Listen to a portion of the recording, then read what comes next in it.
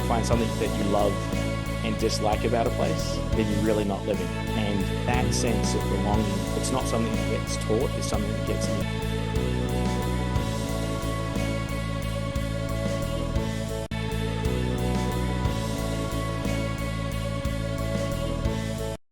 Hey, Uncommon Leaders, welcome back. This is the Uncommon Leader Podcast. I'm your host, John Gallagher. I've got a dynamic guest for you today. Josh Sutcliffe is the founder of Engaged Performance. Let's start there. He's a high-performance coach for athletes and coaches ultimately looking to grow champions, very aligned with the Growing Champions organization that we talk about today. There's a dynamic story behind what Josh does as well, because you're going to hear not only about his coaching model, but also about some of the things that he's done in the space of rugby and coaching, being from New Zealand and bringing that over to us, and many of the ways that he incorporates that and still incorporates that coaching of rugby today. And I can't wait to talk about that, how he does that with the Philippine National Team as well, that he coaches. But Josh, I'm excited about our conversation today. Welcome to the show. How you doing? I'm doing great, John. Thanks for having me. It's really exciting to be here. Absolutely. Well, again, I personally just ultimately get a little bit connected to coaches, certainly athlete coaches and things like that. The game of rugby, while many Americans probably would say we're not really knowledgeable about that, my son did play for a couple years in college. And so anytime my kids get engaged in something, I end up learning a little bit about it myself. I wouldn't call myself an expert by any stretch, but I had lacrosse players that were in high school as well, and my kids, and I never played lacrosse. So you just got to learn those things. But you are ultimately a unique individual in that you've brought some of that rugby coaching into your performance system that you coach. I'm going to ask you the first question, which really is my favorite first-time guest question on the Uncommon Leader podcast, where we get to know a little bit more about you. And that's to tell me a story from your childhood that still impacts who you are today as a person or as a leader. Yeah. Thank you for asking that question, because I think we're the sum of our experiences. And one of the things for me, when I was 7 years old, I moved from Australia to New Zealand. So I was born in Australia, raised in New Zealand. My dad's white. His parents moved to Australia after World War II. And my mum is Filipina. And so when you move around so much, and I lived 13 towns or cities before the age of 18, and my dad was a minister. So we moved across Australia and New Zealand. And I say 13 towns or cities, but some were more than once. And I think when I was 3 or 4, we moved 10 different houses in 1 year. And when you learn to do that, so the big impact for me was my mum and dad were really unique. You have this Filipina and you have this sort of surfer, rugby player, Aussie there, and we were moving around a lot. And my mum had this idea that you blend the best of wherever you come from with wherever you are. And that has left a huge impact on me. Everything that I do, every way that I lead, I'm always looking for the strengths in people and the areas that I live in. And I've been very fortunate to live all across the country, a lot of places around the world. And if you can't find something that you love and dislike about a place, then you're really not living. And I took that lesson from my parents, and it impacts on my relationships, how I interact with people, and honestly, how I care for people. So, no, interestingly, Australia and New Zealand, I mean, look, I've moved a lot of times in my married life, but I often tell a story. I moved 11 times in 17 years, not 13 times in 1 year. And many times I just moved in the same zip code in the same town. You're talking about changing countries and things like that as well. So it absolutely has to be a cultural challenge. But tell me about, I think New Zealand, you have to love rugby. Is that what it was? How did you get involved in rugby? Yeah, you have to love rugby in New Zealand. It's the national game. It's everyone. You could walk down the street and there could be 5 people that you walk past and they'll all know something about rugby. Whether they love it or really love it, that's the question, right? And so you're on that sort of scale. Having an Australian father, we moved over there in 88, and in 91, Australia won the World Cup and they beat New Zealand in the semi-final. And I tell this story because it's quite an amusing story, because my dad rocks up to church. Because of the time zones difference, the 91 World Cup was in England. That's 12 hours ahead of New Zealand. So the game was at 2:00 in the morning. And I remember getting up with my dad to watch it. And we watched it, and we were Australian, right? So we weren't New Zealanders, we were Australian. And we get there, and the first thing my dad says is, "Oh, I'm so glad you're here. You're all wearing black. That means you're in mourning." and half the congregation stood up and went out, did not sit through the rest of the service. And when you have these core memories about your childhood with rugby, and everyone plays it, and it's the way you make friends, and it's the way you make connections, and it's the banter that just happens all the time. Rugby to me became almost this place where I felt comfortable, because anytime you move, and if I'd moved to a new town, you learn the rugby team. And then you have a conversation about it, and it becomes that point of connection. And through that, it sort of just grew into my identity as well. So love that. And I know that's ultimately how we kind of got a little bit connected just a couple years back on a phone call. And you mentioned you had a rugby background and from New Zealand. I just kind of mentioned that I had finished a book called Legacy about the All Blacks from how they help succeed in business and life. And just so happened you were in that performance coaching space as well.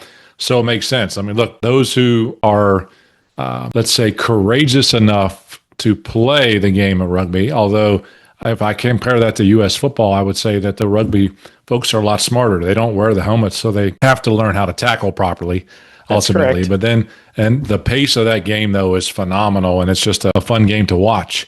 You've brought some of those things, both your family, then your cultural change, and then the sport itself into your performance coaching. And on your website, you say, be the coach that creates champions is who you want to be. So tell me what a champion is in that space for you, and ultimately why you chose to be in coaching. Yeah. So you talked about Legacy, and Legacy is a book about the All Blacks culture. And one of the things that they said was better people make better All Blacks, right? So to me, a champion is a better person. And so a better person, and this comes back to my personal philosophy. My personal philosophy is care deeply, inspire actions, and dare to be curious. So the people that I'm developing into champions, I'm going to help them care about the world around them, help them care for themselves, help them care for the others that they work with, and help them make an impact beyond what they see. And this is that idea within Legacy that you leave the jersey in a better place. And when I'm coaching student athletes, especially when I was at Stanford, I was really fortunate. You work with all these different brilliant minds, significantly smarter than me. I'd walk into the clubhouse and they'd have many different, I know they were diagrams of molecules and different things. I was like, I have no idea what's going on, right? But what they do with that is got to be for good. And so that idea that they'll stand on my shoulders because I've taught them different things about life, and then they go out and impact other people. And so for me, that champion is someone who cares deeply. They inspire other people to action, but they never stop being curious. And so that's sort of how I define that champion. I love that. And certainly that third point is so important. Dare to be curious in what you do. Too many times as leaders, we get to a certain point and we may stop that growth. And ultimately, what we're really saying is that we want to be on a continuous improvement path. And as long as we stay curious, that certainly is possible outside of just being a great human being with regards to caring about folks and inspiring them as well. So I appreciate you sharing that. And I love this story. And I had forgotten about that statement about the All Blacks, that in essence, better people make better All Blacks, but better people make better leaders. There's no doubt about that in terms of what happened. So your performance system, you've got 3 steps on your website. It's all about cultivating culture, is to coach the team and performance. So when you work with these organizations, and you tell me you still, you're working, the folks you're looking to coach are coaches at both the collegiate level or some other level. What is it that you are assessing when you get there? And how do you help them with your system, your coaching method? Yeah, I think the first thing that I do is get to know them. And by getting to know them, you start to see where they're feeling a gap in themselves. And the 3 areas that I talk about in the method is the coach's awareness, belonging, and confidence. So every coach needs to have an awareness of where they come from, why they coach, and what brings them joy. They need to have a belonging. And as a coach, you don't get to create your own belonging because you're joining an organization. So you need to find ways to fit in and deepen your connection with that. And then confidence is the sum of your experiences. Most coaches, they really struggle with the belonging piece, right? But it depends on where that gap is. And so we'll sort of dig into that area. With the team, it's about direction and it's about empathy. And depending on what's going on in the team environment, where the coach is strong, where the coach is feeling an absence, we dig into those 2 different areas. And then the last bit is freedom and grit. And that's about the performance and freedom for me. And it translates in sport, in business, and other areas. 80% of everything you do, we should know. If I'm working with you, John, I should know 80% of what you're going to do because it's codified. It's best practices. It's what we do together. It's how we identify as a group. But then there's this place where sometimes we accelerate. And when you accelerate, it's because there's a specific short-term goal, and that's at 81 to 90%. Some more mistakes might happen. There might be less communication, but we want people to push the boundaries. But then the freedom really comes 91 to 100% when you call an audible. You don't know what's going to happen. And sometimes you have to do it, right? You pick up a phone, you make a play in rugby, you make a call as a coach, and in that decision, you have the freedom because you know 90% of the work you've done together, you understand what you're doing. But that last 10%, that's that freedom to act on your instincts that you've honed together within a group. And then the last one's grit. And to me, grit is how do you perform under the highest pressure? How do you actually work when you can't control what's happening and all you've got in your control is your response, right? And as a coach, the biggest one that we have is when an injury happens and it happens in the middle of a game and you are coordinating however many people you have on your team. They're all having their own emotional responses to it. And in that moment, you have to operate the best. But you can't have a routine because you don't know when it's going to happen. So there has to be this ritual that you access and that puts you in this place to perform at your best. No, I think, man, I love that because I could see the picture of kind of the rugby match kind of going on, as you said, the scrum. And by the way, I know that's not resting, but it certainly feels like you watch that and you're like, and just kind of standing there and getting up. And man, all of a sudden it turns to 100 miles an hour in terms of what's going on. As soon as that ball comes out of that scrum, it's going at 100 miles an hour and they got to make those changes. And I really appreciate, even a statement inside the coach of awareness, belonging, and confidence. I got to believe when you assess, to your point, you mentioned belonging was a tough one. Confidence being the sum of the experiences that we have. How difficult is it to overcome those differences as you work them? How long does it take you to go there? Maybe you can share an example of who you've worked with how you've helped them overcome that, especially in the space of belonging and confidence. Yeah, I think one of the things that I was working with someone, and you can go on my website, and I have a conversation on there with Caramelli Faye. And when I was working with her, I was working as a mentor in a World Rugby program. She's the former US Women's National Team captain for rugby, and she was coming back as a coach. And we talked about how she belonged in that space beforehand, but coming in as a coach, now we've got a different role. There are different pressures. People see you as a different person. And so she needed to find belonging in a very different way than how she had as a player. So we teased it out and we worked back and forth and we made sure she had spots where she could step back and step out before she stepped up and stepped in. And that's one of those things with belonging. I think with another coach, I worked with them as they transitioned from one school to another. And every college sports department has sort of their values and no one can really lean into every part of those values. So we try and pick one, and then we try and pick the actions that coach does naturally and that are strengths for that coach that connect with that value. And we're like, yes, this is how I belong here because my strengths belong here. And then we start to build from there. And after we feel that first connection, then we expand to the other values. And if there's a weakness that we have, then we start working on that weakness and sort of building it up. Oh, that. Are you tired of being tired? I know I was. That's when I was glad to find Own It Coaching. Now my resting heart rate's down 20%. Sleep quality up 300%. I just ran my first Spartan race at age 56. I feel better than I ever have. So if you're ready to stop settling and start owning your own health, go to coachjohngallagher.com/own it and set up a free call with the Own It coaching team. That's coachjohngallagher.com/own it. Now, let's get back to the episode. You have weaknesses in the values. So to your point, you've either got to develop that weakness or you've got to complement that weakness with someone with a coach that really supports it. So I appreciate that journey as well. And I did get a chance to watch some of that interview. I could tell that you made an impact on her, no doubt about it. There was some, not only some great conversation with regards to what you were doing, but emotion in the form of, to the point of tears even. The folks were tearing up on that as to the impact that you've had. Again, back to kind of your story, but what are the strengths that you have that make you a great coach? I think for me, and I love this, so the coach that's in the book, Legacy, is Graham Henry. Sir Graham Henry, I should refer to him correctly by his full title. But he goes by Ted. And so I actually got a chance to meet Ted. He came to Stanford and he ran some clinics and stuff. And so, yeah, we got to talk a lot about a lot of different things. And the thing I loved about and was two things. One, he made incredibly complex ideas accessible. And I've heard other people say, oh, you make the complex simple. And I disagree with that statement because the complex remains complex. But if I feel like I can do it, now it's accessible to me.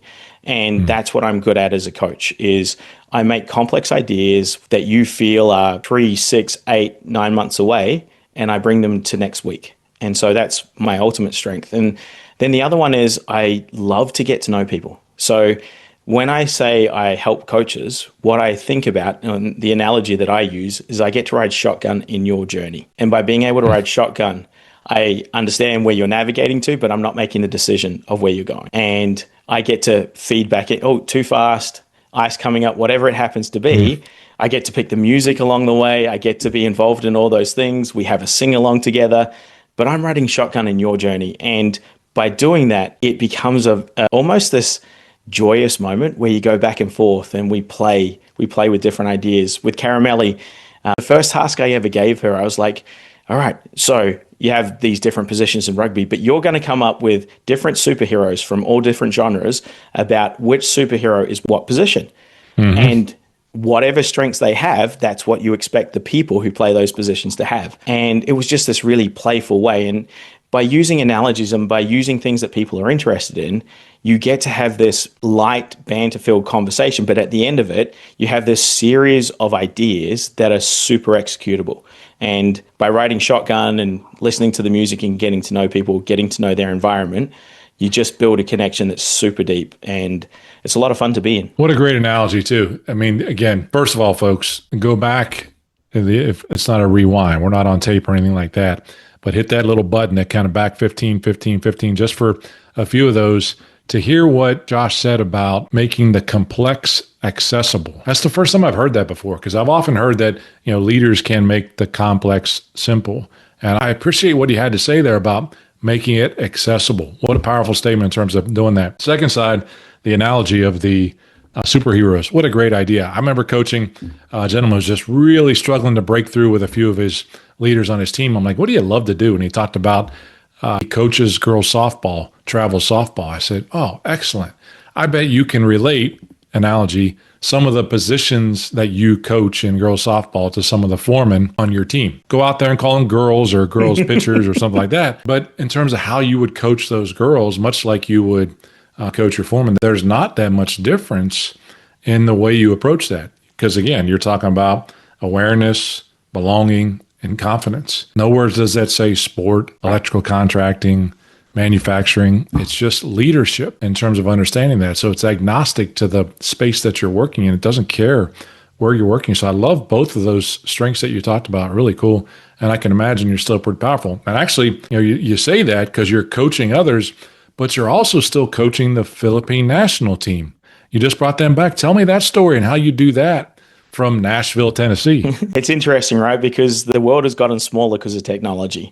And when I first played for the Philippines, I was living in America and they had started in 2006. And I got the opportunity to play for them because of my mum. Being a heritage player, I got to come back and I got to put on the Sun and Stars. And that was a huge honor for me. And this is a cool part of my journey. And I love it because I knew I was Filipino from the time I was born. My nickname as a kid was Filipino Rick because my dad's name was Rick, but I looked Filipino, right? So I looked like both sides. But I didn't know what it was to be Filipino until I spent time there with people who had similar experiences to me. And I got to play there for a number of years. And then COVID came and it really took everything away from the Philippines. 2019, they won a championship and then they didn't play again.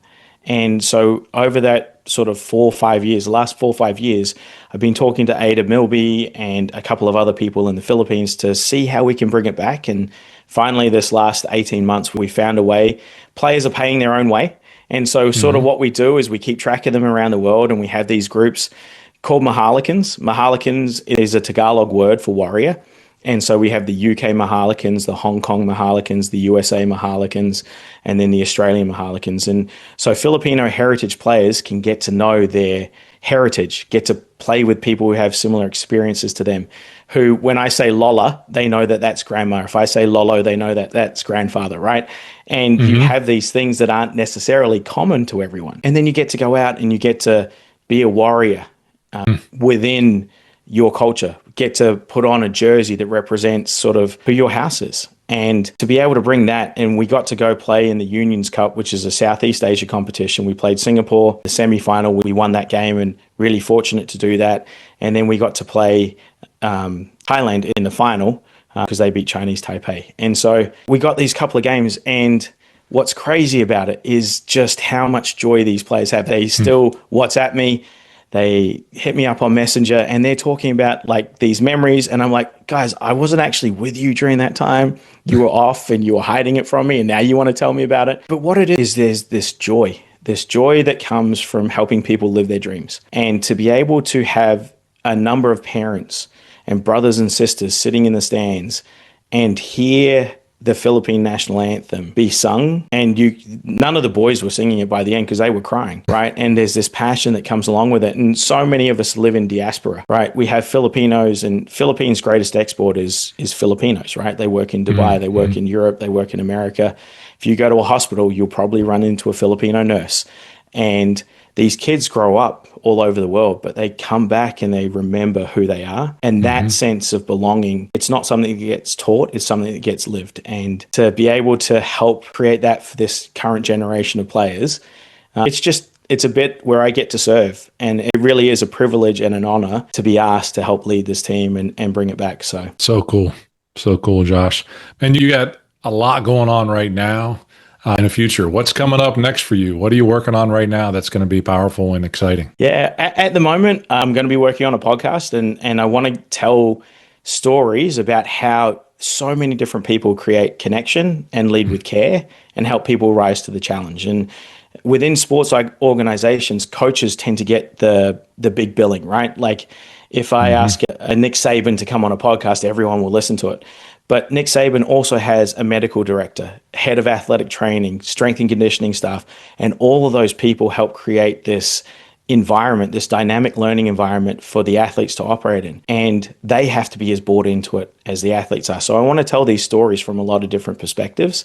And then I want to shift out of team sports and tell, I do Brazilian Jiu-Jitsu, I've done CrossFit in the past, and there's a different way to interact with individual athletes. And so I want to just bring these stories, and I'm curious about it, so I get to learn from them. But also, if I can pull a little nugget of gold out, then you get to learn from it as well. And so that's sort of what's coming up next for me. I love that. That's exactly why I do this Uncommon Leader podcast, Josh, is so that we can learn the stories of others.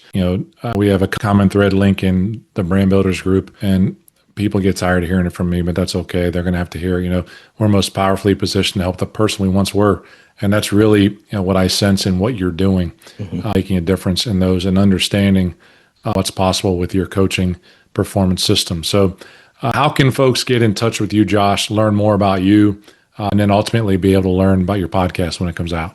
Yeah, follow me on Instagram at Coach with Josh. And if you do want to get in touch with me, talk to me about coaching or anything else, freecallwithjosh.com, and you'll be able to book a little appointment with me and we can have a chat about whatever you want to chat about. Love that. I'll make sure to put both those links in the notes so that folks get in touch with you. Josh, it's been a lot of fun and conversation-wise. I want to honor our time as we go through this. I know we could keep going in terms of some of the learning, and I just smile at some of the rugby things, stories that I continue to hear. Because I just, you mentioned it's so cool to hear the closeness of that community and understand how they have to work together in many different ways to be successful. The last word for you is really an opportunity for you to kind of share your mantra. I gave you the billboard, and you could put that billboard anywhere you want to. What's the message you're going to put on that billboard, and why do you put it on? I think I would say go with others, right?